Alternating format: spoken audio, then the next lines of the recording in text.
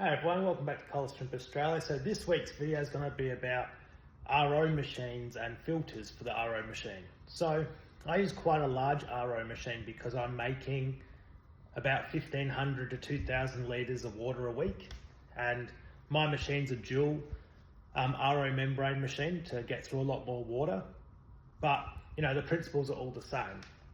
So when your RO machine starts getting clogged up and the pre-filters get quite used, you know, the output of the water is much slower, and also the quality of your water is a lot less.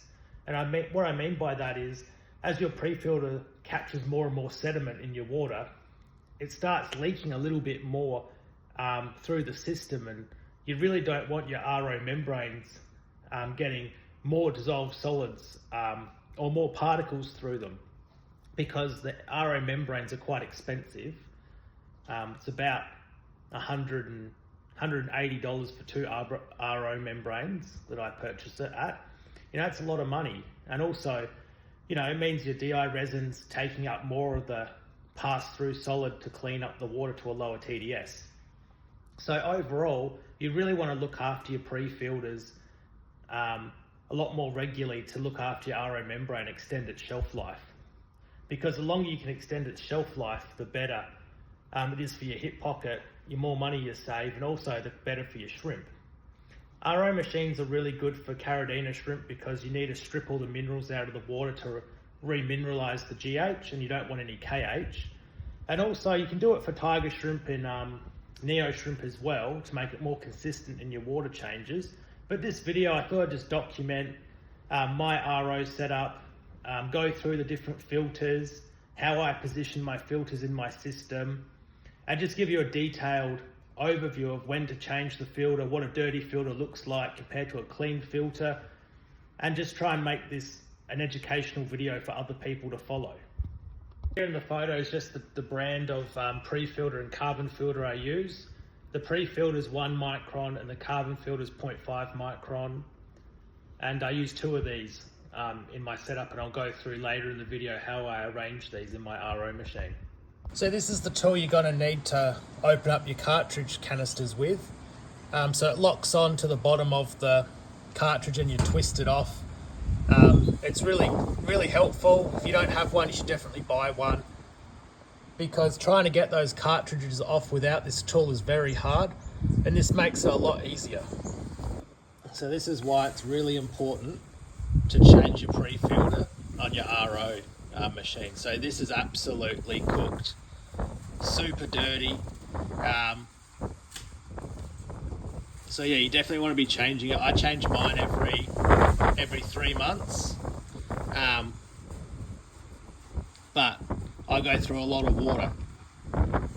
So in the machine here, the first one, which is this one's my pre-filter, and then this is my carbon filter, and the carbon filter is starting to get a bit dirty.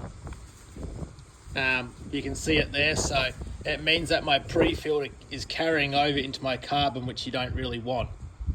So I'm going to change both these out, but it's just a really good reminder that you really need to be on top of your maintenance so this doesn't happen. So this is the difference between a 1 micron brand new pre-filter and a 1 micron very used filter. So yeah, definitely you want to change these out quite often, because you can clearly see there's a massive difference in the color here. So this is all the trapped, or you know, minerals and build up. You know, technically this is just in your tap water, so you know, just think all the tap water you're drinking. But your shrimp really don't want this, and it destroys your RO membranes really quick if there's higher minerals in the water. So big difference between a clean one and a dirty one. And here's just a close-up of the carbon filter. You can see this carbon filter is getting quite dirty, and this one's nice and new and clean. So preventing this, I should have changed my pre-filter a bit earlier, but I've let it go for about 3.5 months. But I go through an absolute mega lot of water, so you know, it sort of just goes to show that the more water you run through, you've got to be on top of changing it. So I thought I'd just make this clip just to show you guys that you really do need to be changing these quite regularly. So this is the next, so this is my first filter that I run, a pre-filter. Then I run a carbon filter. This is the second carbon filter. So see, this one's pretty clean. So all the dirt's getting trapped between this one and this one. And then I run another 1 micron filter before it goes to my 2 RO stages.